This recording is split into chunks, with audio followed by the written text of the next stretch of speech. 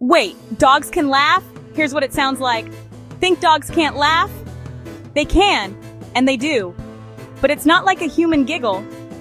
Sounds like a special kind of panting, a breathy ha-ha sound that only happens during play or happiness. Researchers call it the dog laugh. And when other dogs hear it, they actually become more playful and less stressed. It's like their version of saying, OMG, this is fun. So next time your dog's playing and you hear that weird, happy panting, that's laughter, baby. When your dog's making that breathy huh-huh sound, they're not out of breath, Bess.